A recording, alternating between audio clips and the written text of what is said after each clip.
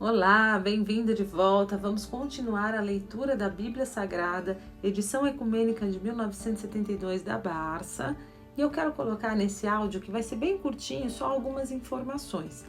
A primeira informação tem a ver com o número de páginas desta edição, que no primeiro áudio eu dei uma informação falando sobre 1468 páginas, mas na hora de considerar as páginas ilustrativas, eu considerei como folha, então tenho que dobrar esse número, ao invés de 94, são 188 páginas, o que nos leva a 1562 páginas desta edição ecumênica da Barça de 1972. Recapitulando, 30 páginas para introdução, 820 páginas referentes ao Antigo Testamento, 239 ao Novo Testamento, 285 referentes ao Dicionário Prático e 188 referente às páginas ilustrativas.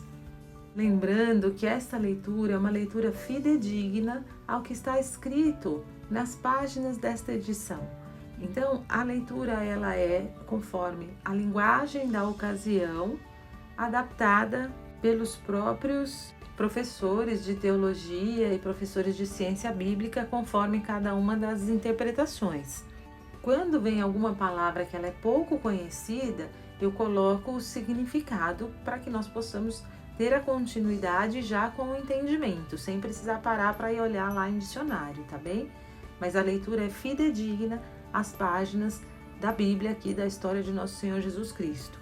E uma outra informação que também é mais uma curiosidade é que os áudios que já estão gravados referentes a leitura dos 5 livros do Pentateuco, eles correspondem a 9 páginas, tá bem? E agora nós vamos começar no próximo áudio a leitura das introduções aos livros históricos, que são 16 livros, também dando sequência nas 4 interpretações, católica, ortodoxa, judaica e protestante.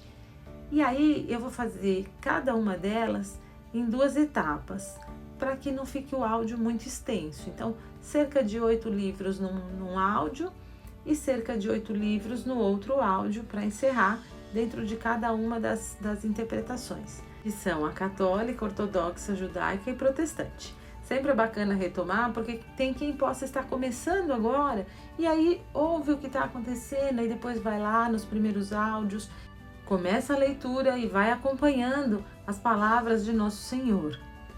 Combinado? Eu sou a Margarete Vital, muito obrigada até aqui. Lembra de partilhar com todas as pessoas que você conhece essa leitura do livro mais importante de todos os tempos, o livro dos livros, a Bíblia Sagrada.